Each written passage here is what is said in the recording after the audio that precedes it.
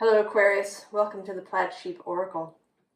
I've been doing a different thing this round because we're in this eclipse tunnel between the solar eclipse on October 14th and the lunar eclipse on the 28th, which is tomorrow. And then we're also in Samhain season. And I think of the cross quarters as time periods, not individual days. And this year it is from this new moon in Libra to the new moon in Scorpio that we will have on November 13th. And Samhain is often thought of as a new year space. When you've harvested everything that you could, everything is in, and then you begin to descend into this quiet, darker space where you have time to dream and think about, what you want to do in the future. So I have two questions. One, what are you putting to rest? What is done? And then what seeds are you planting? And these have been really, really interesting. And yours is no exception. We begin with this star-bathing card. Now it says light body crystal grid transmission activation. It's a very spiritual, metaphysical activity.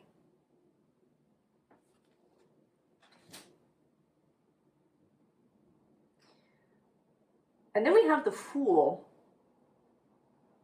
And we have this particular Fool from the Thoth deck, who actually doesn't look, he kind of doesn't fit what I think of as the Fool archetype. He's, he appears much older, definitely a full-grown adult, a mature adult, rather than a young person. And he looks, he seems more powerful, kind of, than one expects of the Fool, who's just setting out on their journey. So there's something here, also about all this kind of stuff that's going on around him, that he's the center of all of these, things happening. And that he's also, he's sort of not setting out, he's kind of braced himself against the inside of this opening. His feet are braced, his arms sort of appear, so it's as if he really doesn't want to go through this opening.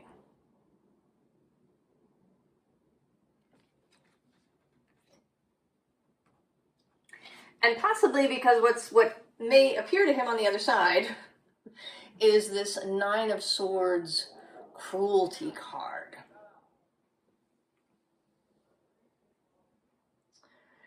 And the Nine of Swords, of course, is one of the nastier, we want to say that, cards in the tarot, all about being kept awake at night by anxiety and fear, and seeing things in the shadows, and just really getting spun out in your own head, because you get there from the eights, right? The eights are a little bit of overthinking, a bit of mental prison, and if you stay there, you end up in the nine. So this is what, right? So instead, you engage in spiritual activity. And essentially what this is about is avoidance of life. And it's not bypassing exactly. You may actually be spending a lot of time in painful places, possibly, because we do have, you know, aside from this art alchemy card, which could be, you know, interesting workings, there is this tower, which, you know, isn't exactly, right, it's not a tower that's coming down, it's a tower that's filled with kind of scary things. There's this flaming mouth, and, you know, there do seem to be people being tossed about. There's snakes, and there's this intense light. And then we even have this Ace of Wands, which today is also feeling very intense, almost like this is like something that's brimming with electricity. You know, that if you reached out and grasped it, it would shock you strongly. So it is absolutely possible to be doing all the shadow work and all of this sort of thing, but still to be avoiding your life.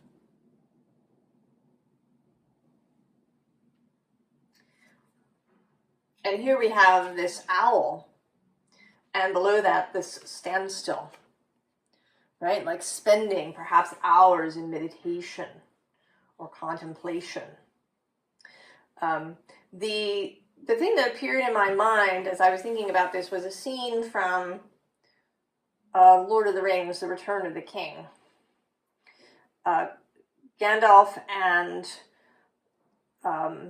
Pippin have arrived at Minas Tirith, and they've met the steward, and they've discovered the dead tree in the courtyard. And Gandalf tells Pippin that the whole thing kind of went to rack and ruin because the kings weren't present. They paid more attention to their ancestry than they did to their own children. And they, instead of, you know, being kings, they spent all their time in the towers asking questions of the stars. So this sense of avoidance, right? Avoiding life. And here there's this interesting sun card with a figure that is looking down rather than up and out. And also that, kind of oddly, right, it's the sun card, and there seems to be a sun being, but it's the moon that's here in the back of the card. So there is no, you can't really see the sun in this card. It's hidden.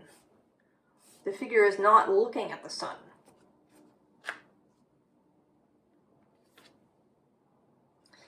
And then there is this fire, right, with the heart in there. If you can see that. There's a little heart in the center of the fire. So this intensive work happening.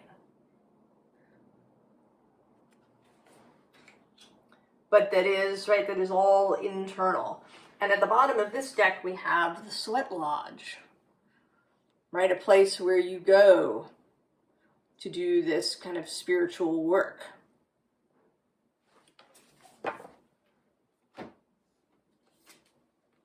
And then the Heart of Sky, this cosmic being. So this whole, right, what you're putting to rest is an over-focus, an over-absorption in spiritual and metaphysical matters, to the, right, that this over-absorption has been to the detriment of your life here, kind of as a human being. That there are real, tangible things, probably people and activities and businesses, right? You have become, there may, or it may be, you know, a lot of these putting to rest things have felt like the pattern that we may fall into when we become anxious or overwhelmed or fearful.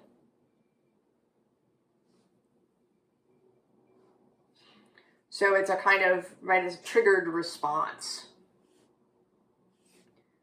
that we fall back into this pattern of of comforting ourselves in some way. It's come to my attention that I do this with learning, which is a favorite thing of mine, but it can be used as an avoidance tactic, right? I'm going to learn all about this new thing. I'm going to throw myself into it. I'm going to, maybe I'm going to take a class, or I'm going to, watch 100 videos, all right? I'm going to really get absorbed into this thing. And that can be a way to avoid something that either I don't want to look at, or I don't know how to deal with, or, whatever it is.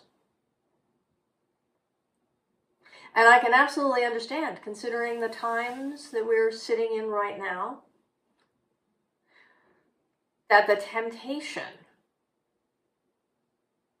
to, go into this beautiful star-bathing space, right? You wouldn't want to hang out there. I'm actually reminded of a book by a meditation teacher, and in it, he talks about how he discovered meditation, and he spent all these hours, sitting in this, wonderful out-of-body space. And then later in the book, he talks about how he's so surprised, like it comes to a surprise to him, that his wife wants a divorce. And to me, right, these two things are, well, yes. Right? If he was, continually spending time, kind of essentially trying to leave his life, then maybe, right, it makes sense that she would not want to hang around. So it can feel really beautiful, and it can be beautiful. But when it's, when it's too much, when it's used as avoidance, is what we're talking about here. So using spiritual and metaphysical practice as avoidance. This could be intellectual practice as well. I mean, this all has, right, with this alchemy art card and the star bathing, it does, feel, largely sort of metaphysical. But it could be intellectual too for you. Reading up on philosophy, or getting involved in that. So what is the advice for putting this down? So interesting. First card is the Wheel, which is the Wheel of Fortune, which seems on the surface to be, about fate. But in this particular card, with the loom here, that you could just walk right up to this. There's nobody guarding this loom. You don't have to, you don't have to get past anybody. This is saying that a good, like probably the largest portion of your life is up to you. The thoughts that you have, the actions that you take, the way that you engage in relationships, how you move through your life is a good part of what creates this fabric of your life. So to remember that. And then the top and bottom of the decks now are two pages, the page of stones and vessels, pentacles and cups. And here, right, animals, earthy, real live animals.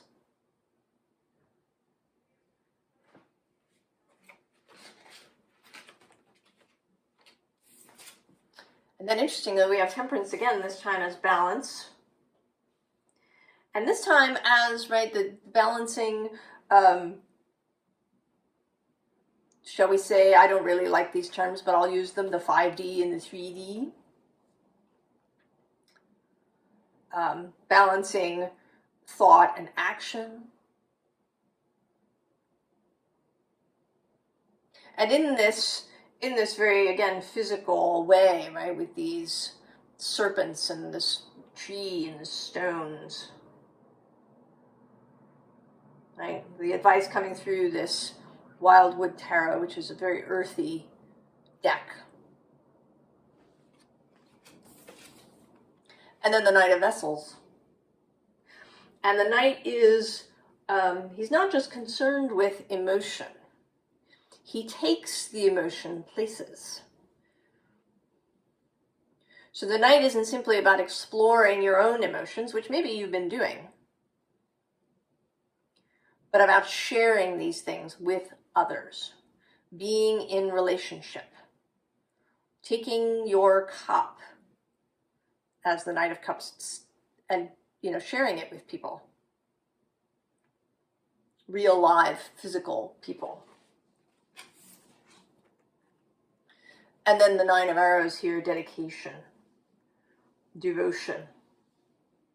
So devoting yourself to all aspects of your life, right? Devoting yourself to your life, not to any specific part of it.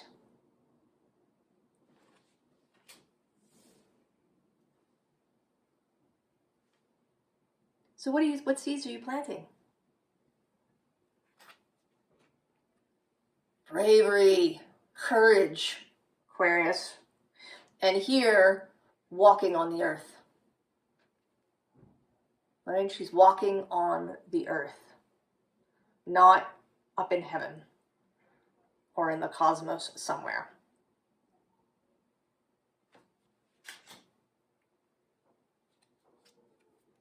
The world, of course. The new world. And then at the bottom of this deck, the Empress. Pure, right? There's an embodiment. But embodiment in connection with Source. So there's nothing here about divorcing yourself or breaking off spiritual connection or practice. Right? Here with this invocation, it's about bringing it into the 3D. Applying all of the things that you've been learning and practicing in the world, in your actual life. Because that's why we came here. Yeah, if all we wanted was cosmic energy, we could have stayed non-physical. And perhaps there are some soul streams that do. But you are here. Four of Wands, this very physical, tree-like Four of Wands. Engaging with other people, even when it's scary. And believe me, I know people can be scary. Relationships can be challenging. Moving through the actual world can be really challenging. But that's why what we're looking for is this combination, right? So here we have this gorgeous moon that you can embrace this cosmic energy, but she is standing on the earth. This is the end of the earth.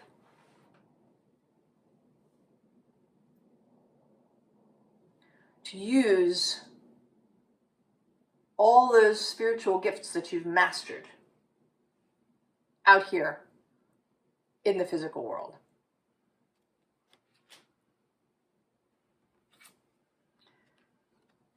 And then we have this child figure again with lesson. And you're going to do this new thing. You're going to take up this new challenge. You have a willingness to be a novice. We had these 2 pages here in this advice. The willingness to be a novice, to make some mistakes, to learn new things.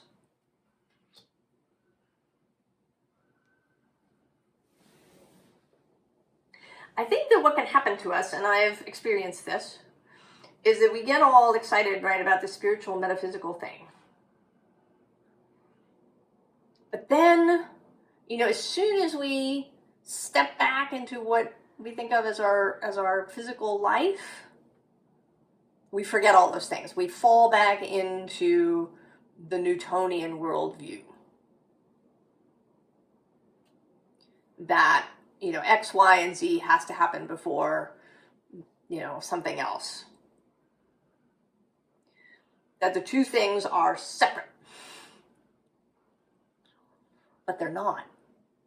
Right? The whole point of learning all of this gorgeous spiritual stuff is to then take it and apply it in the real world. And you are about to do that, Aquarius.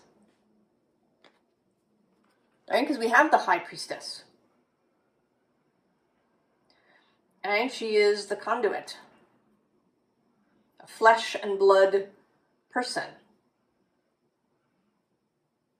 who is in connection with Source and her own wider spirit.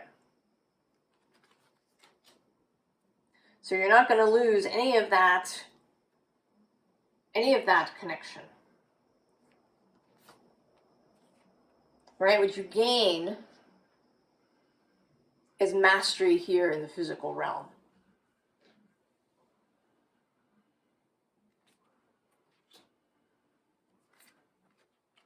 And then we have balance here again with justice. And there's also a sense here, that you are seeing things differently.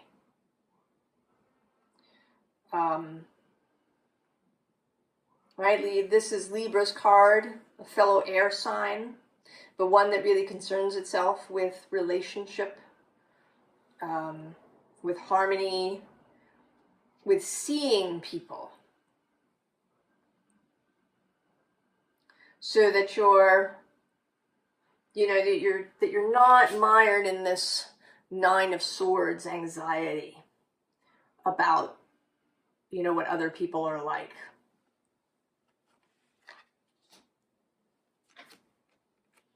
And then we have the Queen of Water. Real emotional mastery. Clarity for yourself, maturity. Knowing that you and others, you have all these emotions, but you don't have to be carried away by them. And you don't have to be afraid of other people's emotions either. Because you have understanding.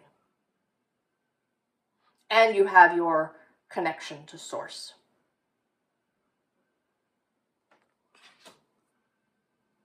So what is the advice, Aquarius, for planting and growing these seeds? Well, the Empress repeats. And at the bottom of this deck is the 9 of Pentacles. Right? A real focus on real physical life. I shouldn't say real life, because real life is the combination of those 2 things. And then we also have the Hanged Man. So the Empress in conjunction with the Hanged Man.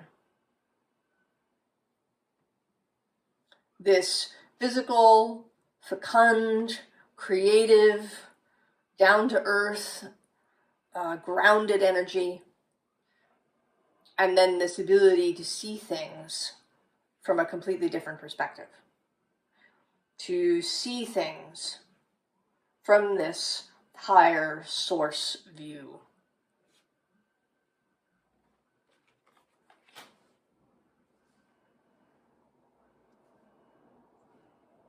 Right, so taking the time when you enter a situation to pause. You know, what is your first thought? Is your first thought something habitual?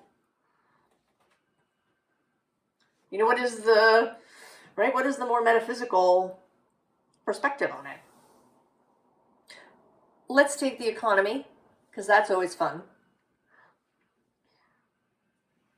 So the economy as a whole, right, can seem to have, right, these ups and downs, and, you know, at the moment everybody's very concerned about the economy, and,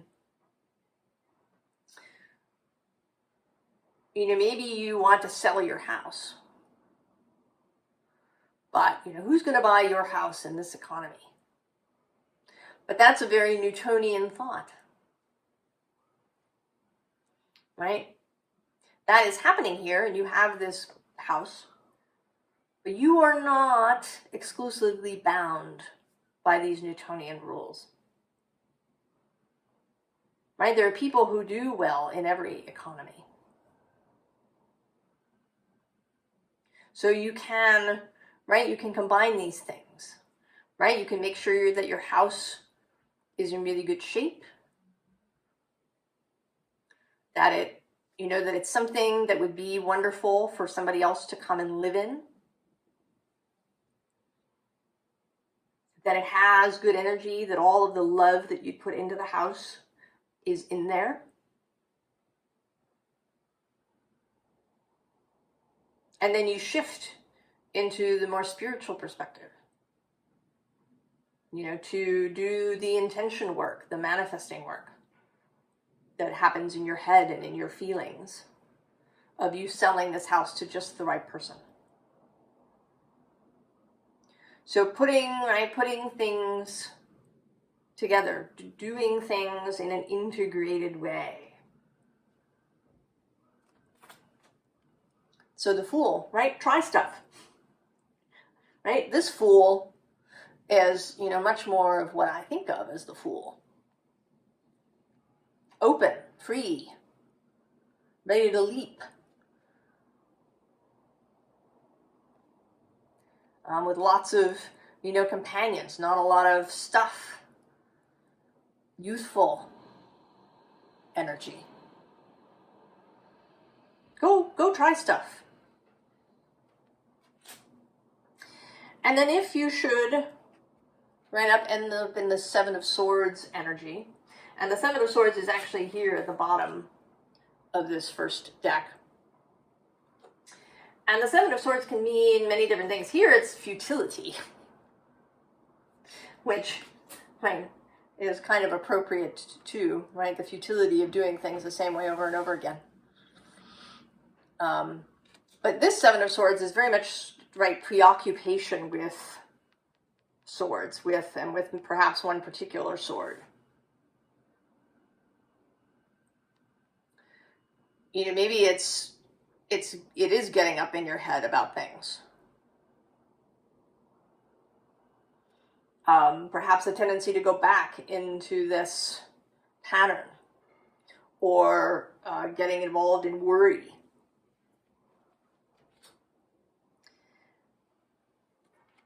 And should these things occur, remember your physicality, Aquarius, here with this King of Pentacles. You have all of these resources. You have the earth that you stand on.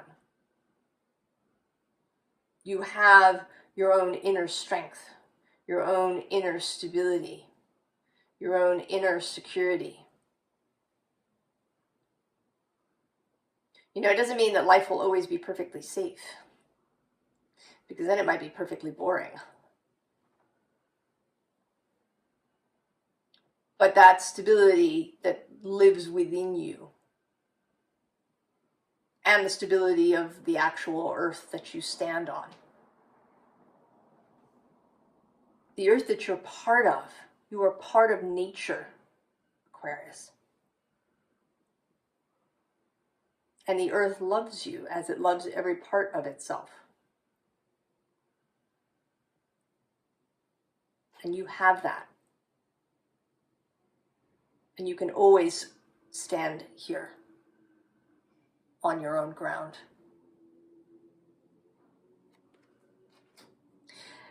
So an interesting thing, when I was shuffling this deck, a card flipped over so that it was visible rather than on the back, and it was upside down. And it was the King of Swords. Your card, Aquarius.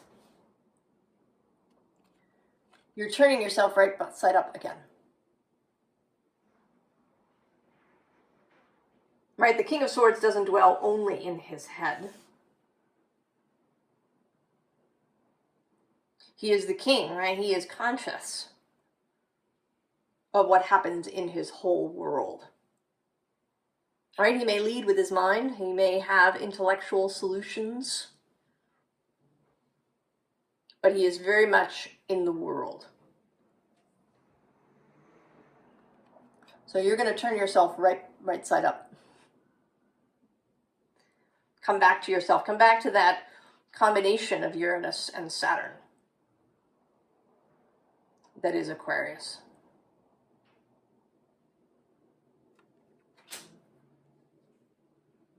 I wish you all the very, very best, Aquarius, in this endeavor of yours and in this new practice, this new life that you're going to build. I will see you next time. So long, Aquarius.